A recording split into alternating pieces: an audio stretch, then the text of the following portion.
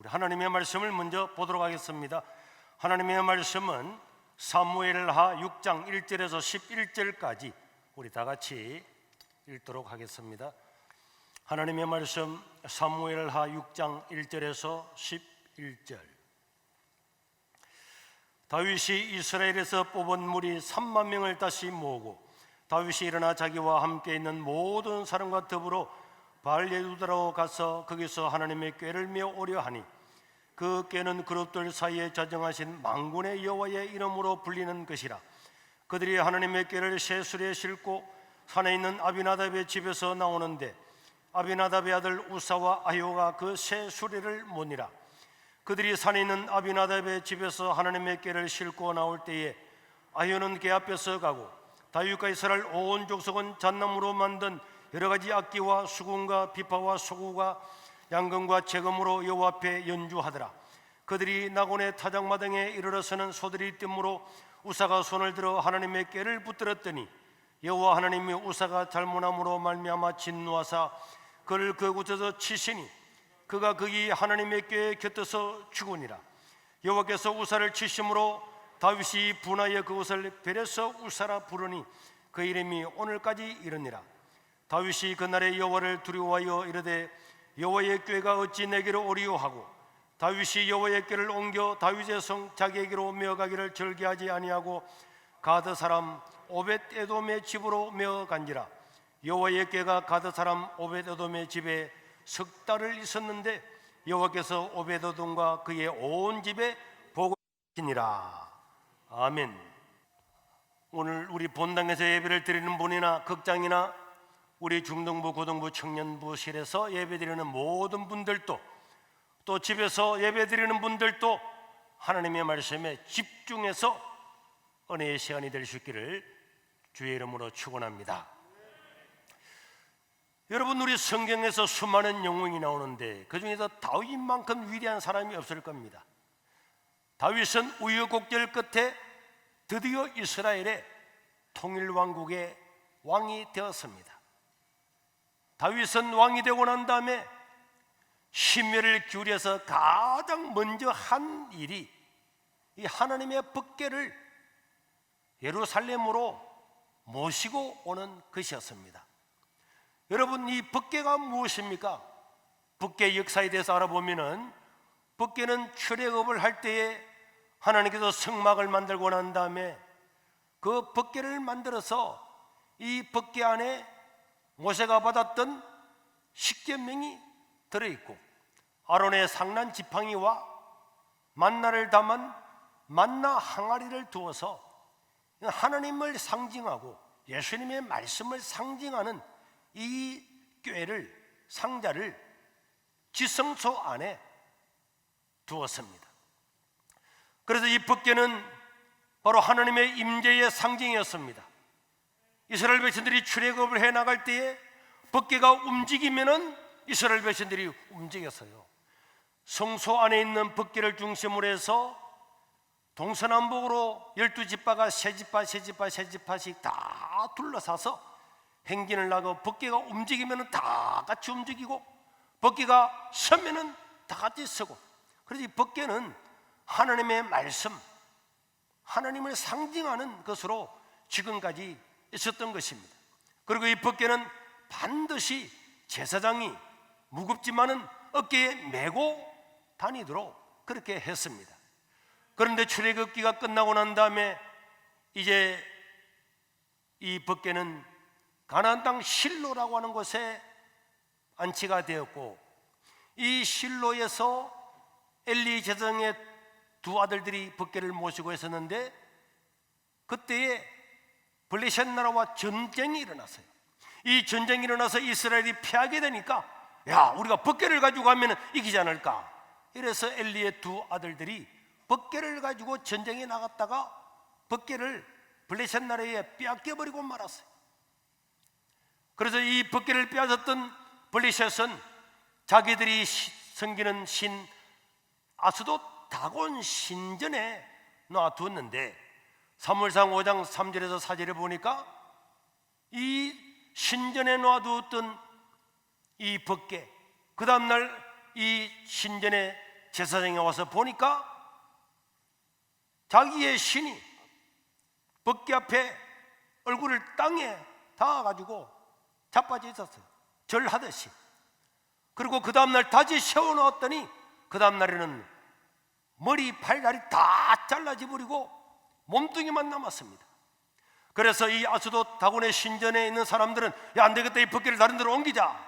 그래서 가드라고 하는 곳으로 옮겼는데요, 이 가드에 벗개가 가자마자 심한 독종이 일어나서 사람이 죽고 난리가 났습니다. 그러니까 이 벗개를 다른 데로 보내라 해서 이 벗개를 에고론이라는 곳에 보냈더니 에고론에도 독종이 일어나가 사람이 죽고 나니까 백성들이 아우성을 치고 우리를 죽이려고 벗개를 우리 마을에 보냈냐, 이렇게 해서 어쩔 수 없어서 이 블레셋은 빼앗았던 벗개를 이스라엘로 돌려보내는데, 그냥 돌려보낸 것이 아니고 이게 우연히 됐는지 어떻게든지 잘 모르니까 우리가 한번 시험을 해보자. 그래서 송아지를 낳은 지 얼마 되지 않는 암소 2마리, 그 2마리를 멍에를 매보지 않고 야생소로 살았던 새끼난 이 소 2마리를 멍에를 치어가지고 엉덩이를 때리고 난 다음에 이 벗개가 저 이스라엘로 똑바로 건너가면은 이거는 여호와 하나님이 하신 일이고, 만약에 이 소들이 자기 마음대로 간다면은 지금까지 일어난 모든 일들은 우연으로 치자. 이렇게 해서 송아지를 넣고 젖을 짜고 있는 이 암소 2마리를 멍에를 메어보지 않았지만은 멍에를 내가지고 벗개를 실어가지고 보냈습니다. 새끼들이 엄매하고 부르는데도 불구하고 이 암소 2마리는 왜 2마리겠습니까? 2마리가 다 마음이 맞아야 되겠죠. 멍에도 매보지 않았는데.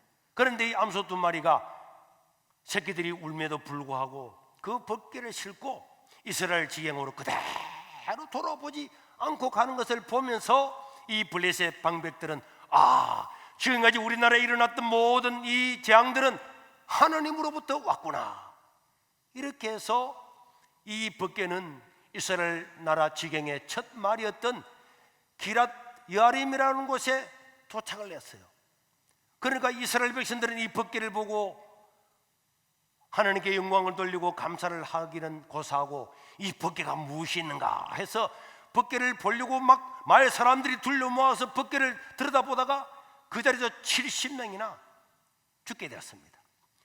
그러자 이 주민들 이 사람들은 와, 벗개를 들여다보다가 70명 죽고 나니까 이 벗개를 어떻게 할 것인가 하다가 이 벗개를 저 산속에 홀로 살고 있는 아비나답의 집에다가 모셔놓고 그때로부터 20년이라고 하는 세월이 지나게 된 거예요.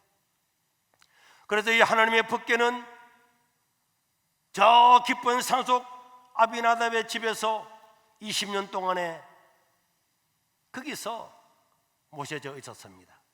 그런데 이제 다윗이 왕이 되고 난 다음에 내가 벗개를 모셔와야 되겠다 이렇게 생각하고 오늘 1절에 보면은 다윗이 이스라엘에서 뽑은 무리 3만 명을 모았다 그래요. 3만 명을. 역대상에 보면은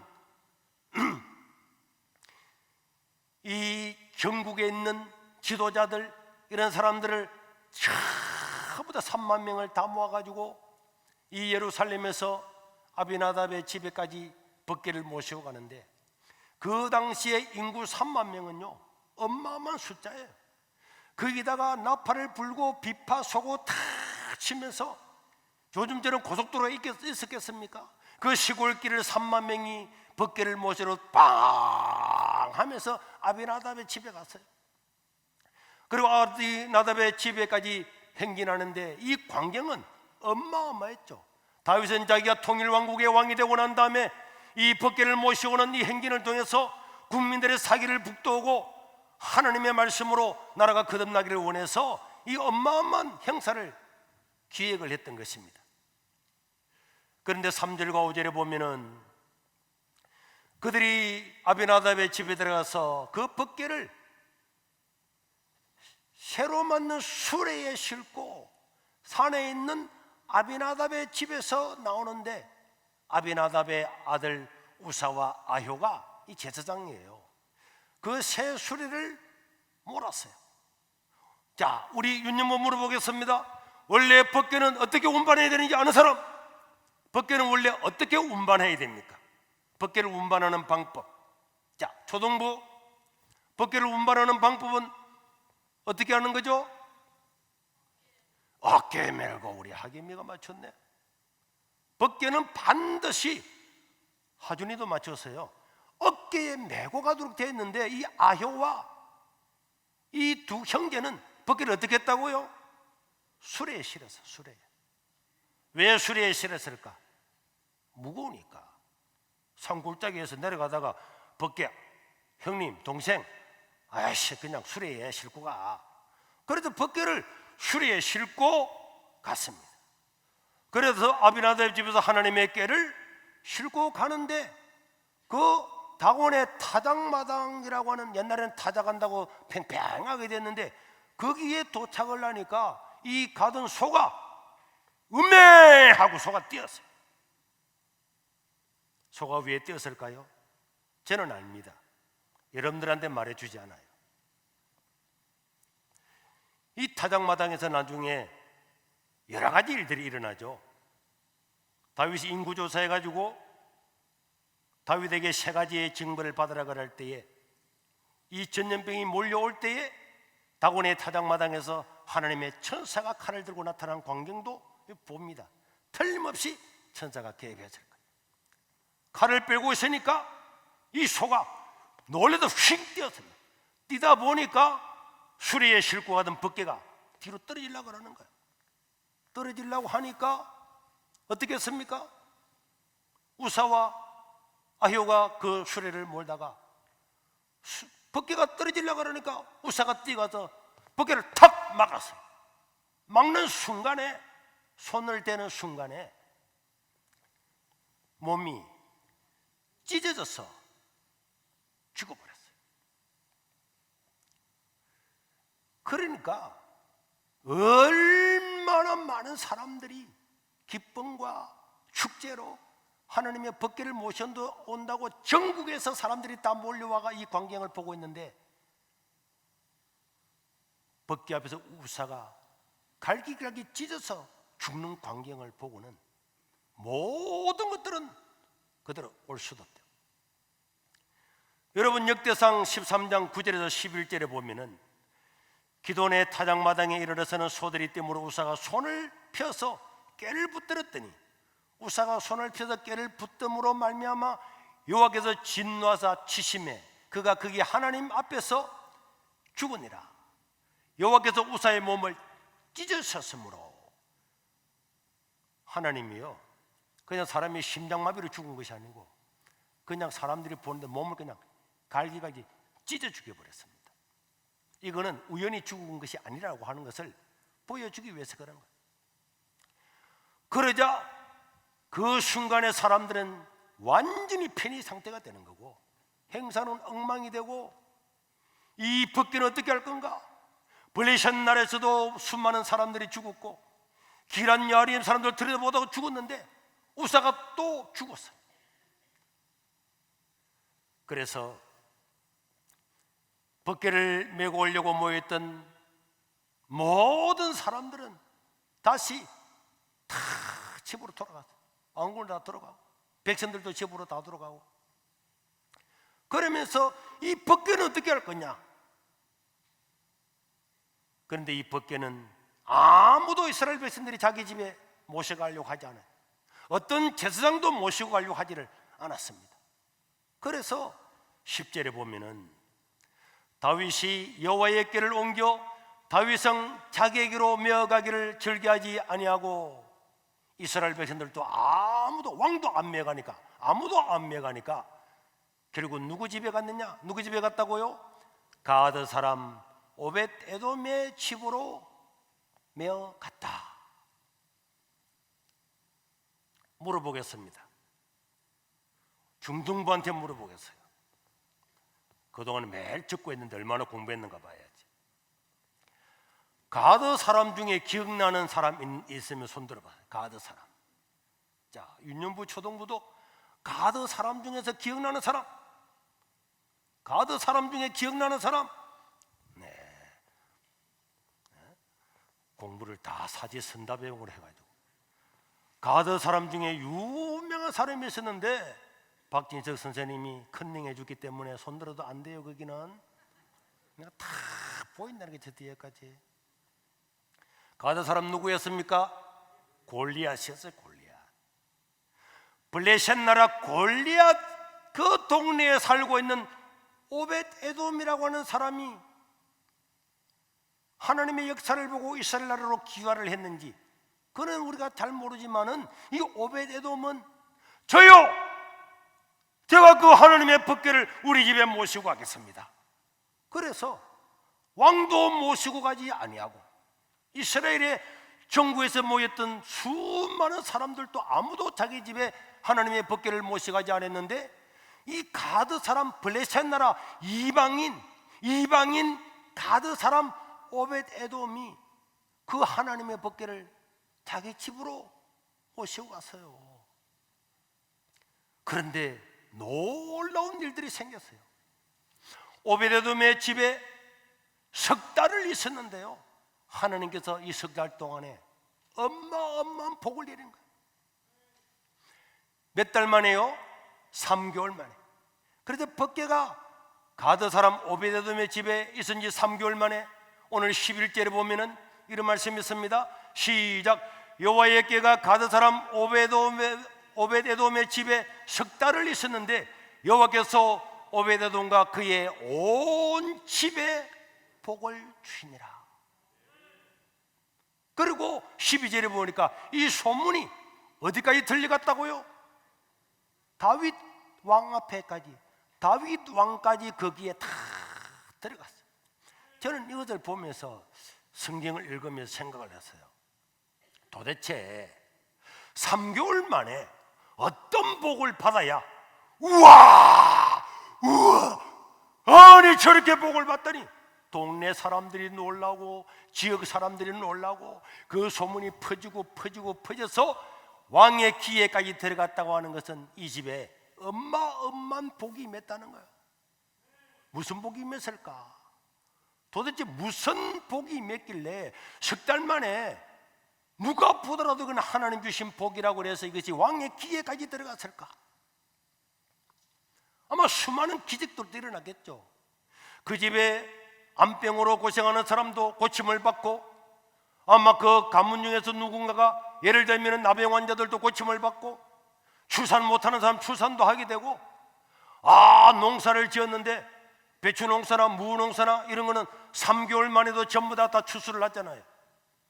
배 농사도 배를 심고 밀을 뿌렸는데 이삭 시대에는 여러분 한 해에 몇 배를 얻었다고요? 이삭은 몇 배를 얻었다고요? 100배를 얻었잖아요. 100배를. 이런 역사가 일어났는데 역대상 13장 14절에 보니까 하나님의 궤가 오벳 에돔의 집에서 그의 가족들과 함께 석 달을 있었는데 여호와께서 오벳 에돔과 그의 집과 그의 모든 소유에 복을 내리셨더라. 그래서 평소에는 양이 새끼를 낳으면은 어떨 때는 막 3마리 4마리밖에 안 낳는데요. 이 양이 새끼를 낳는데 12마리를 막 낳는 거야. 그런데 12마리 낳으면 막 죽을 것도 있는데도 불구하고 때문에 토질토질한 거야. 염소가 새끼를 낳는데 많이 낳고 소들도 나는 뭐 그런 하여튼 그 소유에 누가 보더라도 하나님의 복이라는 그런 복을 입혀 주었습니다. 여러분, 하나님이 함께 하시면 얼마든지 이런 일이 일어남을 믿으시길 바랍니다. 석 달 동안에도 충분히 가능합니다. 성경은 그런 일로 꽉 차 있습니다. 아비나답은 자기 집에서 하나님의 법궤를 몇 년간 모셨다고요? 20년간 모셨어요. 성경에 보면은 아비나답은 자기 아들들을 구별해서 제사장으로 삼았다고 이야기를 했습니다. 그러나 이 두 아들은요, 이 우사와 아효는 하나님의 법궤를 모셔놓고 난 다음에 사람들이 주는 월급만 받고 받아먹고 살았지, 올바른 제사를 드리거나 하나님의 법궤를 바로 안차지를 않았어요. 20년 동안 모셨지만은 복은 고사하고 나중에 모든 백성들이 보는 가운데 법궤에 손을 댔다가 몸이 찢겨서 죽는, 사실은 저주를 받은 거죠. 그러나 오베데돔은 3개월 만에 엄청난 복을 받았잖아요. 하나님을 섬길 때에 한 달을 믿어도, 3개월을 믿어도, 하나님을 믿을 때는 정성을 다해 믿어야 될 줄로 믿습니다. 따라합시다. 정성을 다하여 자발적으로 하나님의 방법으로. 하나님은요 언제나 정성을 다해서 하나님을 섬기고, 오베데돔처럼 아무도 하려고 하지 않을 때도 제가 하겠습니다, 내가 이방인이지만은 제가 하겠습니다, 자발적으로 하는 사람을 기뻐하시는 거. 그리고 하나님의 방법으로 하나님이 법궤를 매락을 하면은 무거워도 메고 가는 거야. 산골에도 메고 가고 언덕이라도 메고 가고. 그런데 무겁다고 대충 하고, 직장 생활한다고 교사도 대충 하고 구역장도 대충 하고, 하나님이 우리에게 맡겨주신 일들을 정성을 다해서 자발적으로 하나님의 방법으로 그렇게 하면은 하나님이 어떻게 복을 안 주겠어요? 그런데 하나님 일을 묵은 짐처럼 여기서, 아이고 이놈의 구역장 맡아가지고 교사 맡아가지고 그걸 짐으로 여기는 것은 이미 거기에 자발성이 없는 거예요. 사람은 자기가 좋아하고 사랑하고 즐겨하는 거는요 밤을 새서라도 한다니까. 하나님을 그렇게 섬기면은 우리 하나님이 석 달만 해도 이런 기적을 베풀어 주는 거예요. 이 소문을 들었던 다윗은, 와, 오베데돔이 이렇게 복을 받은 거 보니까 이 하나님의 법궤를 내가 다시 모시고 와서 나도 복을 받아야 되겠다. 그 다윗은 얼마나 훌륭하냐. 3개월 전에 완전히 체면 엉망으로 구겼잖아요. 그래도 오베데돔의 집에 복을 내리신 걸 보고 우리가 뭘 잘못했는가 살펴보니까 알았어요. 우리가 하나님의 방법으로 하지를 않았구나. 그래서 역대상 15장 13절에서 15절에 보니까 다윗이 말합니다. 전에는 너희가 법궤를 뭐하고 매지 아니하고 술에 싣고 왔잖아요. 우리 하나님 여호와께서 우리를 찢으셨으니 이는 우리가 하나님의 규례대로 그에게 구하지 아니하였음이라 하니, 이에 제사장들과 레위 사람들이 이스라엘 하나님의 여호와의 궤를 메고 올라가려고 이제는 몸을 성결하게 하고, 모세가 여호와의 말씀을 따라 명령한 대로 레위 자손이 채에 하나님의 궤를 껴서 어깨에 메어서 악기를 부르면서 송아지를 잡아 소를 잡아 제사를 다 드리면서 그렇게 하나님의 방법대로 메고 예루살렘으로 다 모셔오는 거예요. 그러고 난 다음에 우리가 알다시피 다윗은요 어마어마한 복을 받는 거예요. 알고 계시죠? 세상에 다윗만큼 복을 많이 받은 사람이 어디 있어요? 그 목동 그 천한 사람으로서 왕이 되고, 그리고 그 뒤에 왕이 20명이나 태어나고, 그 뒤로 예수 그리스도가 와서 다윗의 자손 예수요, 다윗의 자손 예수, 들어가든지 다윗은 빠지지 않고. 그리고 나중에 다윗은요 아예 안 되겠다, 이 하나님의 법궤를 모시기 위해서 내가 뭘 해야 되겠다, 하나님의 성전을 지어야 되겠다, 이 계획을 세웠어요. 사무엘하 7장 1절에서 2절에 보니까 여호와께서 주위의 모든 원수를 물찌르사 왕으로 궁에 평안히 살게 하신 때에 왕이 선지자 나단에게 이르되, 볼지어다 나는 백향목 궁에 살거늘 하나님의 길은 휘장 가운데 있도다. 어떻게 하나님을 텐트 안에 성막처럼 둘 수 있느냐? 나는 왕궁에 거하는데. 그래서 다윗은 성전을 지으려고 나단 선지자한테 말을 했어요. 그런데 하나님은 나단에게 나타나서 말했습니다. 나단아, 내가 세상 어느 누구한테 내 집을 지어달라고 한 적이 있더냐?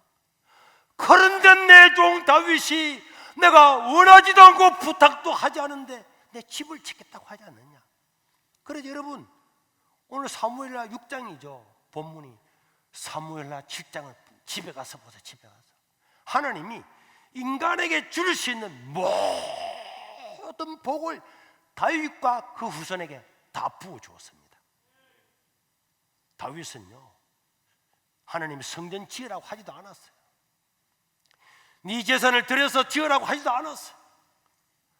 다윗도 하나님의 이 말씀, 하나님의 임재를 상징하는 법궤를 모시기 위해서 자발적으로 자기의 사위의 엄과 권을 전부 다 평생 왕으로 장군으로 백전백승했던 다윗이 모았던 그 모든 재산을 다 데려서 이 왕궁을 짓게 되죠. 성전을. 하나님 그 계획만 듣고도 다윗아, 너는 수완이 차서 평안히 돌아갈 것이고 너의 후손들 때로는 죄를 지고 다른 길로 엉뚱한 길로 갈지라도 내가 인생 채찍을 때려서 인생 막대로 치서라도 다 돌아오게 하고 너의 왕의 왕위를 영원토록 견고하게 할 것이다. 그래서 다윗은 예수 그리스도의 조상이 되어서 오늘도 우리는 다윗을 이야기하고 하는 거예요. 나중에 집에 가서 사무엘하 7장을 꼭 읽어보시길 바랍니다. 이 하나님의 궤는 증거궤, 언약궤, 법궤라고도 불렸습니다. 왜냐? 그 안에 뭐가 들었다고요? 모세의 십계명과 아론의 상난 지팡이와 만나가 담겨있는 항아리가 있는데 이건 또 어마어마한 뜻이 있지만은 어쨌든 이게 하나님의 임재, 하나님의 상징, 하나님을 상징하는 거예요. 이것은 바로 신약의 예수님의 말씀을 상징을 하고 있습니다. 오늘 우리들의 신앙생활은 교회에 내가 20년 왔다나, 나 20년 와서 나 제사장이야, 나는 목사도 되어서 나 장로야, 근사야, 집사야, 그것도 중요해요. 그러나 여러분, 3교를 믿어도 하나님의 말씀을 따라서 자발적으로 정성을 다하여 신앙생활을 하고 살면 3개월만 해도 남들이 20년 사는 것을 추구할 수가 있는 거예요. 물론 20년 동안 잘 믿으면 그건 말할 것도 없는 거고, 하나님은 자기를 섬기는 자들에게 복을 주지 않고 누구를 복을 주겠습니까? 우리가 신앙생활을 대충 하면은 안 되는 거예요. 내가 얼마나 교회 오래 왔느냐, 이게 문제가 아니라 하나님의 말씀을 바로 믿고 하나님의 방법을 따라 정성을 다해서 자발적으로 신앙생활을 해야 되는 거예요. 말씀을 따라 사는 것은 짐같이 보이잖아요. 불신자들한테 교회 가자 그러면 교회 가면 놀러도 못 가잖아, 클럽도 못 가잖아, 교회 가면 술도 못 먹잖아, 취미생활도 잘 못하잖아. 짐으로 생각해요. 불신자가 그렇게 생각하는 이해가 돼요. 예수 믿는다는 사람이 하나님의 말씀을 따라 사는 것을 짐으로 여기는 것은요, 그건 큰 불행입니다. 어마어마한 하나님의 복을 받고 천국을 약속받은 사람이 이 땅에서 이게 아무것도 아닌 이게 짐으로 생각하면 안 되는 거예요. 아비나답은 20년을 모셨지만은 아들까지 죽고 그냥 끝나고 말았어요. 그러나 이방 사람 오베데돔은 3개월 만에 복을 받고, 자기만 복을 받은 것이 아니라 그의 형제들, 동생들, 아들들, 손자들 다 복을 받았는데요, 역대상 26장 4절에서 9절 보면은 오베데돔의 아들들은 맏아들 셔마야와 둘째 여호사밧과 셋째 유아와 넷째 사갈과 다섯째 느다넬과 여섯째 암미엘과 일곱째 이사갈과 여덟째 오베데돔의 복을 주셨습니다. 그 다음에 셔마야 아들들은 이렇게 되고 오베데돔 난 자가 60명이 됐는데 전부 다 능력 있는 자가 되었더라. 하나님이요, 3개월 동안 하나님 말씀을 아무도 그 짐을 지고자 하지 않았던 그 법궤를 자기 집에 모셔서 하나님의 법도대로 모셨던 이방인 오베데돔은 그 오베데돔의 형님과 동생과 아들들과 조카들과 손자들 다 이스라엘 나라의 중요한 직책을 맡아서 하나님이 전부 다 능력을 주었다 그랬잖아요. 하나님이 능력을 주니까 머리가 나쁜데도 또 잘하는 게 있는 거예요. 다 하나님께서 능력을 주니까 하나님이 그들을 적재적소에 서서 성경에 기록된 사람들, 이름 기록된 사람들만 60명. 아비나답은 아들 하나 죽고 나머지 아들 어떻게 아무 모릅니다. 20년을 모셨는데도. 오베데돔은 3개월 동안 하나님을 모셨지만은 실제로 그는 이방인으로서 이스라엘 땅에서 하나님을 믿은 것은 평소에 그가 신앙생활을 잘 했기 때문에 아무도 그 법궤를 모시고 가지 않을 그럴 때 저요, 제가 모시고 가겠습니다 이렇게 했을 것입니다. 3개월이 아니라 그의 삶 자체가 이방인이었지만은 하나님을 알고 하나님 나라에 들어가서 루처럼 다 하나님을 섬긴 거예요. 그리고 그 후손들이 전부 다 복을 받은 줄로 믿으시기를 바랍니다. 저는 이 코로나 시대에 이때야말로 하나님의 말씀을 따라야 살아야 될 때라고 믿습니다. 대충 믿고 코로나 왔으니까 오전 예배 대충 드리고 오후에는 놀러 가고 집에서 대충 세수도 안 하고 앉아서 예배 드리고 유튜브 예배 드리고 떠들고 전화 오면 전화 받고 수십 년 믿어도 다 헛방입니다. 신앙생활을 짐으로 생각하는 것은 이미 그게 하나님의 은혜와 복이 임할 수가 없는 거예요. 저는 지난주에 우리가 모여서 예배를 드렸다고 경찰 조사를 받았어요. 또 뒤에 5개나 더 고발대가 있습니다. 경찰 조사를 받고 나오는데 어떤 분에서 문자가 왔어요. 목사님, 자기 구역에 어떤 분이 목사님의 설교가 정치적이라서 교회를 옮길까 생각한다고 어떻게 해야 되겠습니까? 그때 내가 차에 타서 그걸 보는 순간에 제가 생각을 했어요. 내가 정치적이라고요? 내 설교가 정치적이라면 내가 문재인을 설교 때마다 비판했을 겁니다. 조국을 비판하고 추미애를 비판하고 윤미향이를 비판하고 유시민이를 비판하고 나를 고발했던 김용민이를 고발하고 비판했을 겁니다. 내가 그런 사람 비판하는 여러분 보았습니까? 여러분 보았습니까? 나는 하나님께 예배드리는 가장 소중한 이것을 막는 것에 대해서 하나님 말씀 따라 이야기했지. 제가 누구를 비판하고 저는 정치적이 아닙니다. 사람은 자기 나름대로의 개별적인 적적인 성향이 다 있지만은 내가 언제 예배신 나는 그렇게 말한 적이 없어요. 차별금지법을 만들어서 초등학교 어린아이부터 동성애를 가르치고 법을 만들어서 부모가 자기 자식들한테 교육하는 것을 고발하도록 지금 법안이 올라와 있잖아요. 내가 내 자식들한테 동성애는 잘못된 거다 말하면은 학교 선생님 그걸 고발하잖아요. 그 충남 교육청에 고발을 당했잖아요. 학부모들이 모여가서 우리 자식을 우리가 교육하겠다는데 왜 그 말 못하게 하느냐 몰려간 그 단체에 300만 원 벌금을 물렸잖아요. 하나님의 말씀과 반대되고 배치되는데 가만히 있는 그 사람이 정치적이지. 어떻게 목사가 성경을 연구하고 가르치는 목사가 성경에 대해서 이야기한 그것이 정치직이라고? 그게 정치직이라면은 그렇게 말하는 그 사람이 정치직이기 때문에 그렇게 생각이 되는 거예요. 우리 아들이 서울에 가서 기숙사에 못 들어가가지고 어느 교회 학사관에 들어갔어요.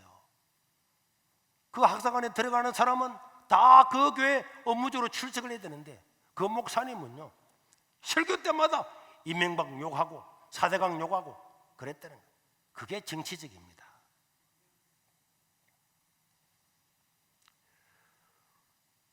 목사가 하나님 말씀을 전하고 성경의 전문가인데 예배를 드리지 말라 그래도 그렇게 하겠습니다. 여러분은 내가 그러기를 원합니까? 의사들도요 자기들한테 손해된다 그러니까 강화문에 모여서 다 데모했잖아요. 교사들도 다 데모했잖아요. 노동자들도 데모했잖아요. 소상공인들도 모여서 죽겠다고 데모했잖아요. 그런데 교회가 데모하는 것도 아니고 헌법에 보장되어 있고 인간의 기본적인 권리인 하나님께 예배드리는 것을 막는다. 이 말이 됩니까? 여러분 식당 안 가봤습니까? 커피집에 안 가봤습니까? 안 가봤냐고요? 마트에는 안 가봤습니까? 회사 안 갑니까? 지난번에 공무원이 와서 이야기를 했습니다. 구청 시청에는 우리 교회처럼 이렇게 합니까? 발열 체크하고 다 적고 다 마스크 다 합니까? 몇백 명이 모여서 있는 그 구청에는 1000명이 넘는 그 시청에는 왜 모입니까? 우리나라 국회도 국회의원이 300명이고 취재진들, 방청객들 수많은 사람이 있는데 그럼 거기도 20명, 50명만 모여야지. 거기는 왜 비대면 안 하는데? 회사는 왜 비대면 안 합니까? 구청은 왜 비대면 안 합니까?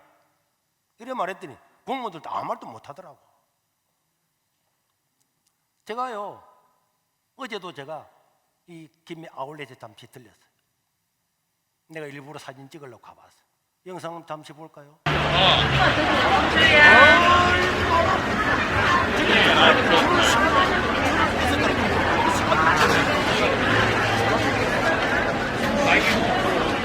이렇게 발열 체크했습니다. 어떤 매장 아까 말씀드린 거 아니에요? 저런 것들은 다 놔두고 하나님께 예배드리는데 이 넓은 장소에 20명만 예배드리라. 그것도 감지덕지에서 아이고 감사합니다. 그래서 어느 교회는 20명을 받습니다 해가지고 나는 그게 정신머리가 나갔다고 생각해요. 우리는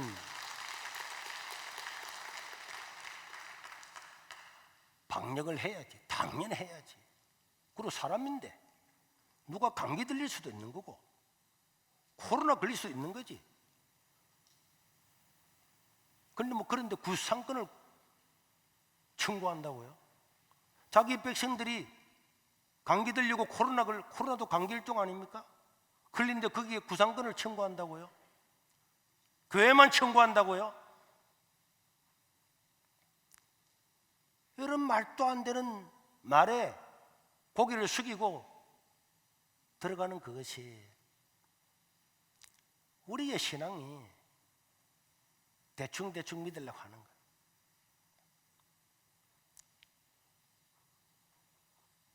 지난번에도 말씀드렸지만 1938년도에 평양에서 신사참배 가게를 냈죠. 신사는 국가의식이지 우상숭배가 아니다. 안 하려고 그랬어요. 안 하려고 했는데 일본 순사들이 와서 안 하면 그냥 안 둘 거야. 그러나 주의칠이나 손양훈 모사님 같은 사람은 다 감옥에 다 갔습니다. 우리는 거기에 동의할 수가 없다. 그러나 거기에서 그 벌렸던 사람들은 한국 장로교 전체 대표들이 신사참배를 가결하고 그 가결한 직후에 바로 줄을 서서 한강까지 가서 다 그 일본 신사에다가 절을 다 했어요.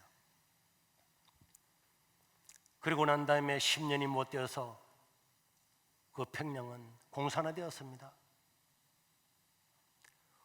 교회 하나도 없는 땅으로 변했습니다. 목사 한 명도 없고 장로 한 명도 없고 하나님이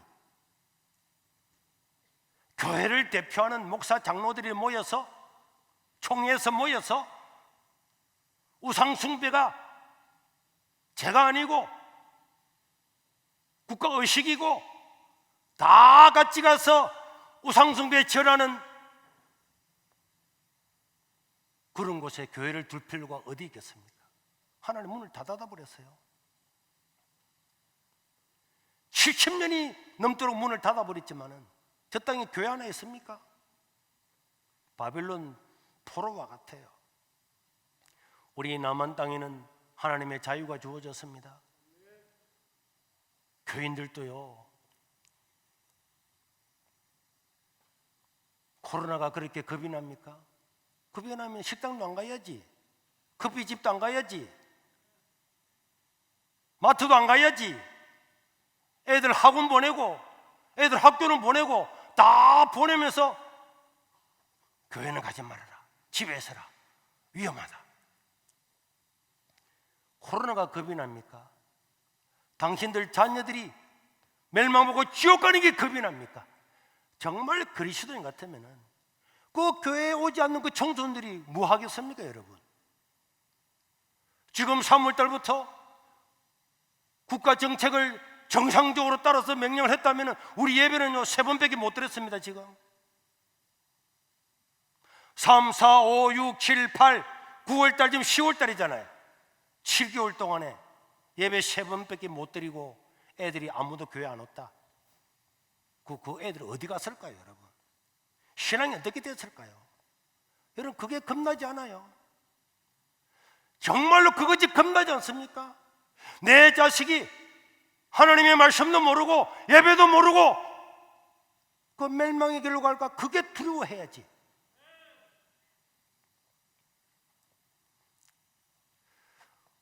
뭐 확진자 몇 명이냐, 완치자 몇 명이냐, 나는 이런 TV를 보면서도 나는 웃긴다는 생각이에요. 치료약도 없다고 그렇게 말하면서 어떻게 매일마다 완치자가 그래 많이 나오는가? 아니, 치료약이 없는데 어떻게 완치자가 그래 2만 몇천 명이 걸렸는데 다 완치 다 되고 400 몇십 명만, 그것도 주로 대부분의 다른 병이 있는 어르신들만 돌아갔잖아요. 아니, 약이 없는데 어떻게 다 살았습니까? 1년에 폐렴으로 죽는 사람만 우리나라에만 해도 2,700명, 3,000명 되는데 7개월, 8개월, 9개월 동안에 더 많이 안 돌아갔잖아요, 지금.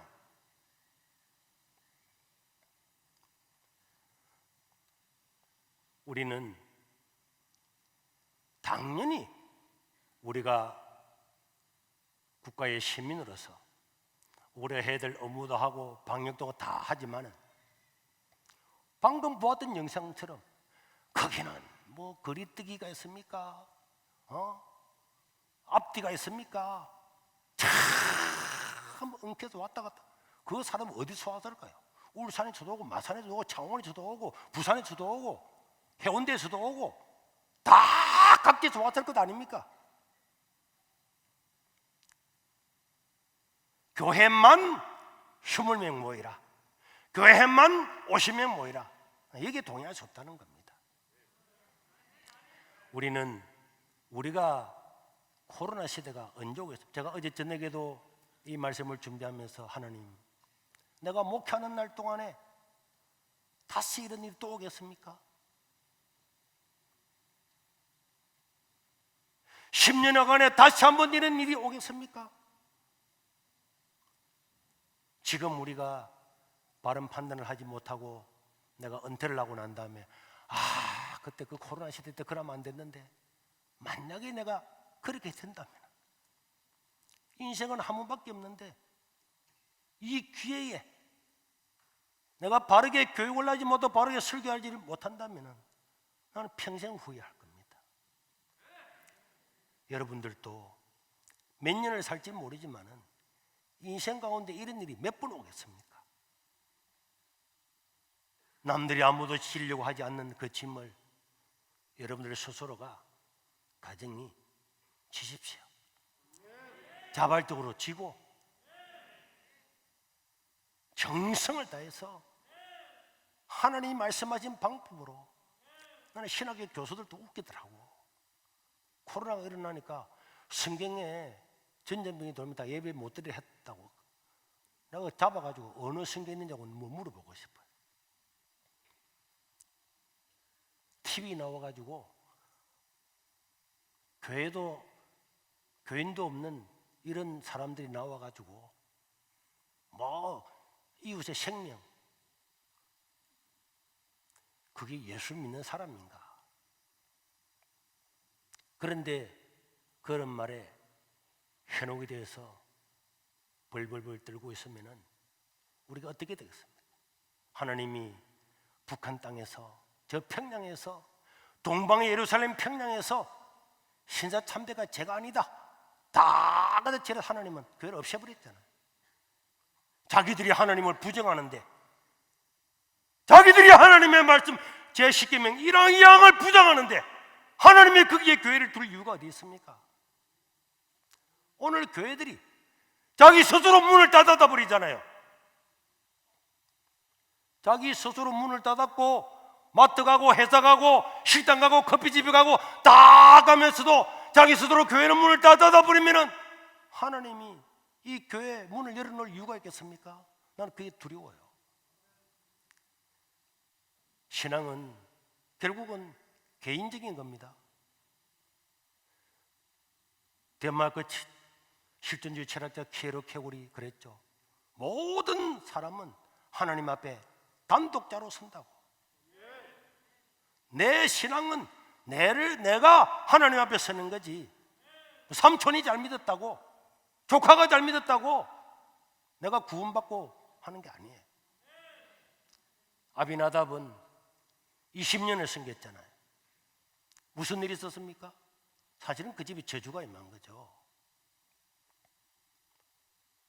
오베데돔은 다 그부에도 자기가 그 말씀을, 하나님 말씀 받아들이고 말씀을 따라 법궤를 모시니까 상결로 모시도 그 오베데돔은 복을 받은 거예요. 신앙은 개인적인 것이고 또 더 나아가면 가족 단위죠. 하나님께서 아브라함을 생각해서 복을 주고 다윗을 생각해서 자식들이 복을 주고, 신앙은 개인적이고 가족적이라는 걸 알게 되고, 그 다음에 그 공동체적입니다.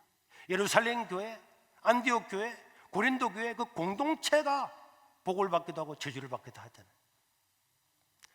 코로나 시대에 핑계대지 말고 집에서 예배를 어쩔 수 없이 드리는 사람들도 정성을 다해 드려야 돼요. 저는 새벽기도 오면 샤워하고 자리에 딱 하고 와요. 또 뭐 밖에 나가면 또 샤워가 들어요. 하루에 3번 4번은 합니다. 여러분 유튜브로 예배 드리는 여러분들도 아침이라도 머리 감고 세수하고 옷 딱 입고 어쩔 수 없는 환경이라 그렇게 예배 드려야지. 그렇게 하지 않으면 30년 믿고 50년을 믿어도 헛방이라. 코로나 시대에 하나님, 우리가 믿음을 따라 살아야, 우리에게는 어려움도 있고 고난도 있고 우리 한국교회 자체가 많은 내외적인 고난이 불어옵니다. 저는 이 코로나 오기 훨씬 전부터 내가 말했잖아요.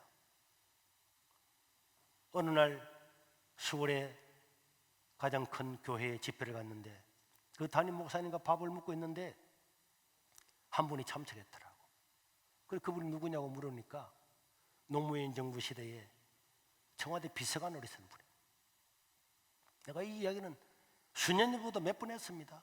근데 그분이 이야기를 하시더라고.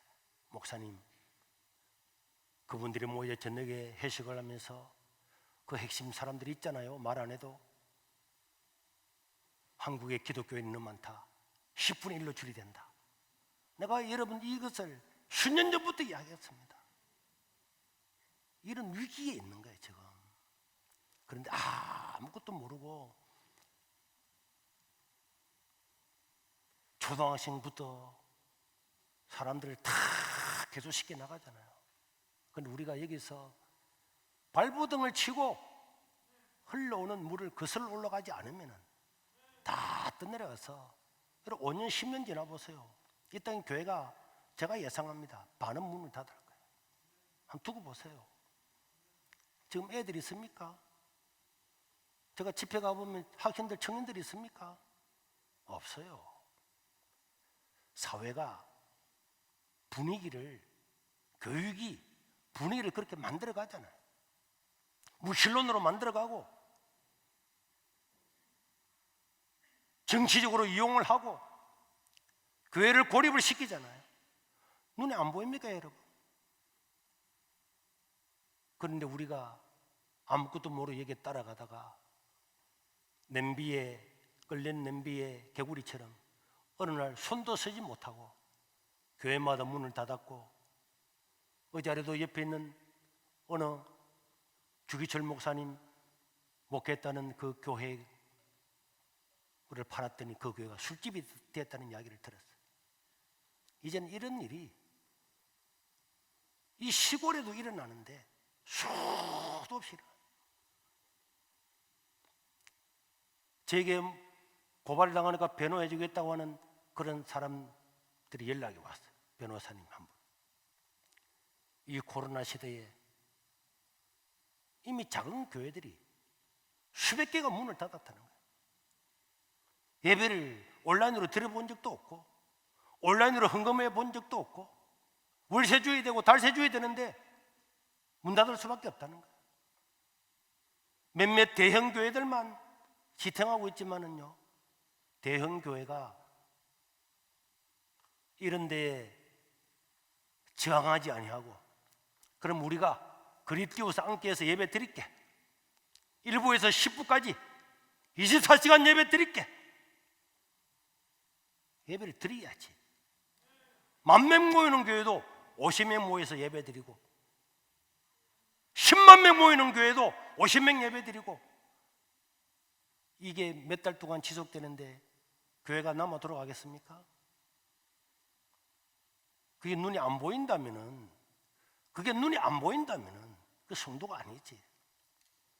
명확관하게 보이는 것을 말하지 않고 가면은 다 죽을 겁니다. 그래도 우리는 하나님이 이 세상을 통제하심을 확실히 믿고 하나님 말씀은 반드시 승리할 줄 믿기 때문에 우리는 이 길을 가야 됩니다.